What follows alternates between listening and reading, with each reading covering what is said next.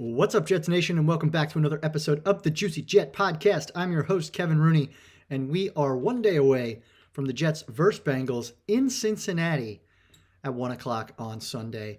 I am just a few hours away from heading to the airport and heading over to Cincy. This is actually one of the stadiums that I haven't been to yet, so it was an important one for me to actually go to because if you're new here, you don't know, my goal is to see the Jets play in every single NFL stadium. And there was only two new stadiums this year that I needed to go to, one being Cincinnati and the other being New Orleans. So although the Jets are 0-7 on their way potentially to 0-8, depending on my prediction, which I will give later, I at least get to check this one off the list. So there was no choice, had to go to this one. It's going to be a really short trip. I'm going from Saturday night to very, very early Monday morning. People won't even know that I'm gone. And going to go see this game and check out the stadium and see how it goes. But it is your New York Jets that are at 0-7, and this is the last game before the bye week. Going to leave it all out on the field before this bye week. And where is Mike White when you need him? Legendary Jets quarterback who somehow beat the Joe Burrow Bengals a few years back in one of the greatest, most fun games you'll ever watch, where I think it was some random D end who got a pick at the end of the game off Joe Burrow to get us back in play. And Mike White, I think he scored on a 2-point conversion. He caught the ball, which was crazy, which is that image behind me right now. So we play the Bengals a lot. I don't know what's going on, but it feels like every couple of years, or it's actually more frequent. It feels like every year, every other year, we're playing the Bengals, and it's normally at MetLife. So it's nice to actually go on the road and play them in Cincinnati. And it's kind of sad that there's no Joe Burrow because that's the guy you want to see, especially with Chase and Higgins. But our old favorite, Joe Flacco, the guy who looked like he never, ever, ever wanted to be here or ever want to play football again, is the starting quarterback for the Cincinnati Bengals. So he just had a hell of a game against our other old quarterback, Aaron Rodgers, last Thursday night. So the Bengals have had 10 days off after that epic victory against the Steelers. So we'll see how this one goes. But what we're going to do today, we're going to walk through notes.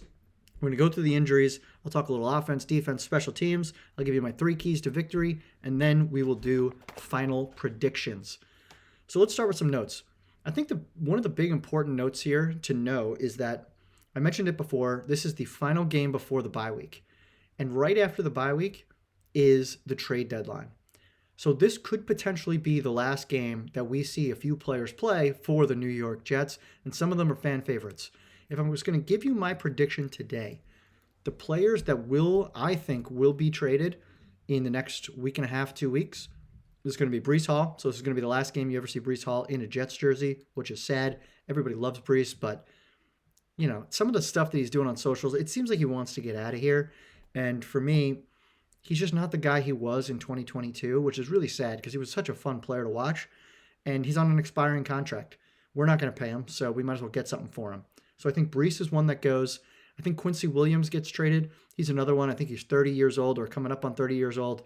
He is not going to get re-signed because we chose. We had to choose between Quincy and we had to choose Jamie and Sherwood, and we chose Quincy. We chose Sherwood, which means Quincy's going to go. So if you want to get something back for him, now's the time to trade him. And then the other person I think gets traded is Michael Carter, another really great Jet. All 3 of these guys, awesome Jets. Loved watching them over these past couple of years. But it's time to flip the page. I think Jarvis Brownlee has played well enough to replace what Michael Carter was. And Michael Carter just wasn't having a good year. So I think if there's anything you can get from Michael Carter, maybe we recoup some of those late picks that we traded away for Jawan Briggs and Jarvis Brownlee. I think you do it just because he's going to be a cap casualty at the end of this year anyway, so we might as well get something for him. So those are my predictions, is that Breece Hall, Quincy Williams, and Michael Carter are all traded by the next time we play football. So this is it. This is the last hurrah. I'm excited to see all 3 of them play tomorrow. And, Quincy's coming back from that injury, so he'll be out there with his hair on fire. And we really need him. So it's going to be sad, but it's also going to be fun to see that last swan song for them. The other players that are rumored to be traded, you got guys like Quinnen Williams. You got guys like Jermaine Johnson, Will McDonald. I still think we should do whatever humanly possible to get rid of Tony Adams and Alan Lazard, but I don't think it's going to happen. Quinnen's the interesting one. I don't think he gets traded just because I think we're going to be asking for a 1, and I don't think we're going to get a 1. But the only way I would trade him is if we got a first-round pick back, just because by the time we're good, he's going to be too old. It's going to take 2 years probably with us getting a rookie quarterback next year for him to be back in the fold. So I think if you get a good offer, you let it go, and we can rebuild the offense, rebuild the defense over the next few years. And Quinn deserves to win. I want to go see him win somewhere because he's just been tortured, just like the rest of us Jets fans over the past few years. So it would be nice to see him go to a place where he can actually impact the game and like become an actual legendary player instead of just a forgotten best player that was on the Jets. So Jermaine Johnson's the other one. Jermaine he has 2 years left. So he's got this year. We picked up his 5th year option. He's got next year. I wouldn't trade him. You could see the difference in the defense when he came back. They're playing a lot better. We've got someone who can actually play all 3 downs, stop the run, rush the passer. He's just got a lot of energy too. I think he's a good young player that you want to build around. And it sounds like he talked to Aaron Glenn and Darren Muji, and he's not going anywhere. But, at the end of the day, if you get blown away, you get blown away. So I would not trade him. I think if we are just as bad next year and he's running out his contract on the 5th year option, you trade him then. So I think we keep him around. Will McDonald is way too young for me to be trading him. I know he might not be an Aaron Glenn guy, but the problem is we're never winning games, so we don't get to see him pin his ears back and just go. He's constantly getting left off the field because he can't stop the run. He's a pass rusher, not an edge player.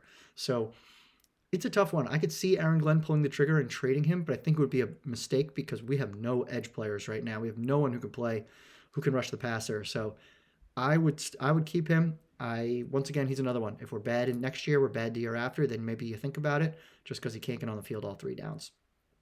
And I really like Will. I think Will and Jermaine are 2 good pieces that we can build this defense around. Other than that, I think that's pretty much it. Lazard, like I said, if you can get rid of him, you get rid of him. Tony Adams, if you can get rid of him, you get rid of him. I don't know if there's anyone else out there that is I would trade at this point because we do have to like keep people playing and on the field. So I think it should be a very interesting trade deadline, but we need to recoup some of these picks. And remember, we don't have a 3rd round pick because of the Hassan Reddick trade from last year. Thank you, Joe Douglas.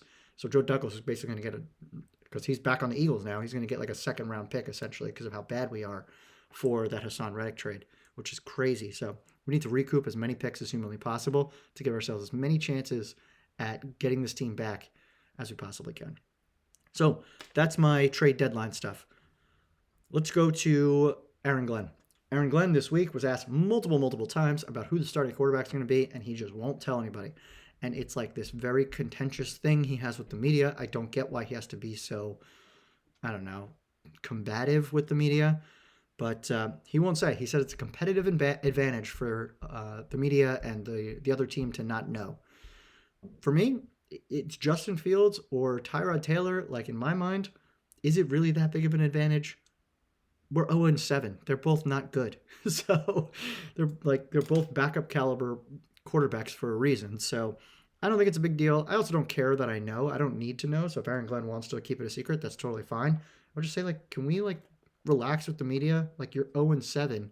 You're making this really hard on yourself because the narrative's just going to keep going that this guy has no idea what he's doing. He should be one and done, all that kind of stuff. So Aaron Glenn, take a deep breath, relax, and we'll figure it out.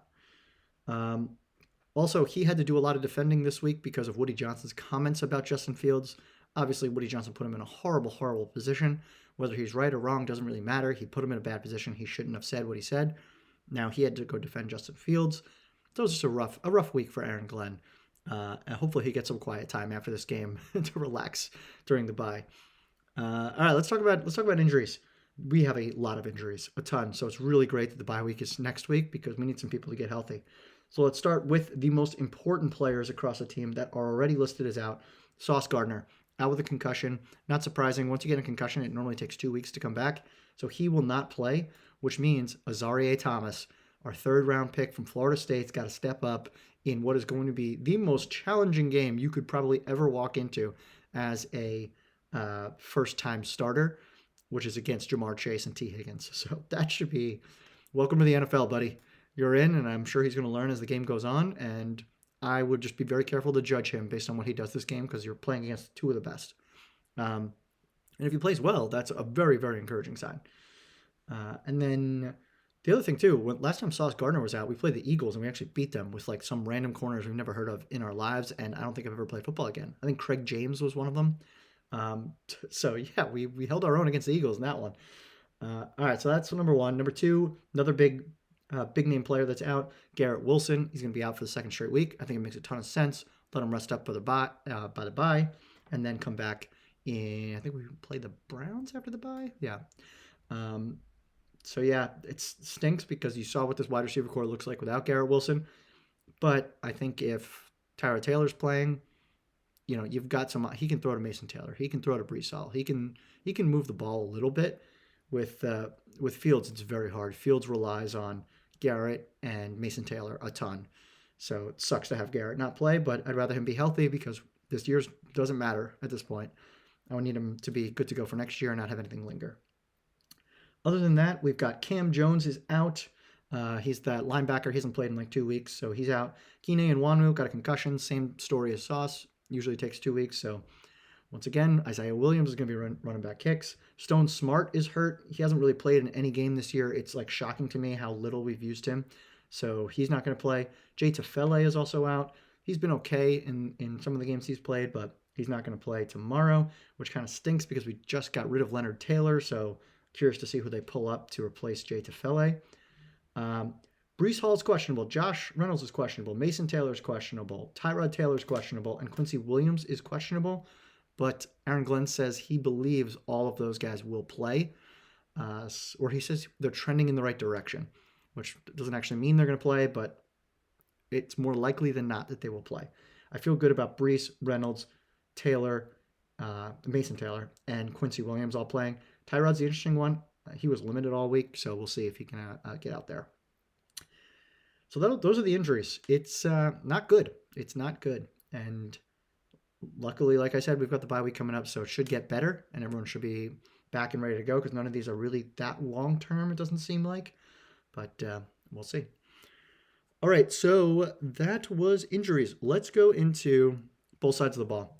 Let's talk about the offense. I predict that Tyrod Taylor's going to start. I don't know how Woody Johnson can make those comments and then Aaron Glenn come out and start Justin Fields, unless Tyrod Taylor's really hurt. But I think Tyrod's going to start. What that means is we can actually pass the ball a little bit, and the Bengals defense is not good. Trey Hendrickson should be back, who is their best player, that edge player for the Bengals, and he's going to give a lot of problems to probably Armand Membu. I'm guessing that's who he's going to line up against. But it's a good challenge. Good challenge to play against him, but I think the rest of the defense is not good enough. You saw how many points they gave up to Aaron Rodgers. There was blown coverages all over the place. So I think he can actually move the ball, Tyrod. It's just going to be about, can he limit the turnovers and convert touchdowns? Those are the two things. Can we not throw picks? Because he's got 3 picks already this year. The pick 6, and then he had 2 last week to J.C. Horn. And then can we convert when we're in the red zone or even inside the 40 to touchdowns and not field goals? I think that's going to be the big thing. I'm expecting, if he can play, Mason Taylor, a big day from him. And same thing with Brees. We've been screaming about Brees being involved in the pass game. It just doesn't happen for some reason. And we need Brees to actually score a touchdown. It's insane. I think there was a stat that he has, for people with more than 45 touches on the year, he's the only player without a touchdown, which is crazy. So he's got to get in the end zone. Otherwise, the receiving core, like Reynolds, I don't see a lot from him. I don't see a lot from Lazard. I think Tyler Johnson's actually not that bad, but he's not a number 1 receiver. So we'll see how that all goes. And I think the offensive line has to have a good game. Yes, Trey Hendrickson's going to be tough, but I think the rest of that D-line isn't that good. I think we should be able to move some people. So I wouldn't be surprised if we can actually move the ball. It's just, can we score? That's going to be the big question. If we have Fields, I have no idea what's going to happen. He's so up and down.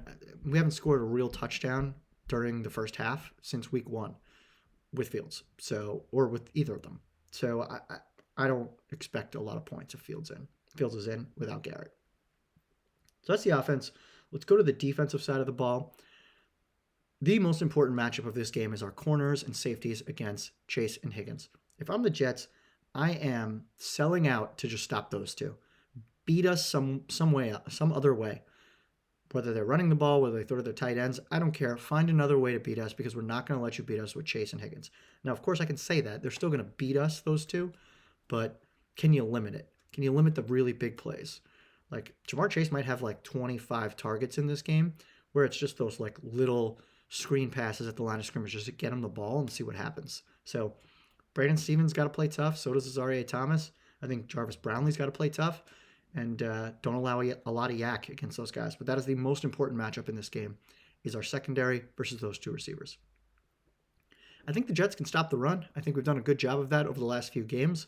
I think Phillips, Quinnen, Jawan Briggs have played really well. I'm very excited about the three of them.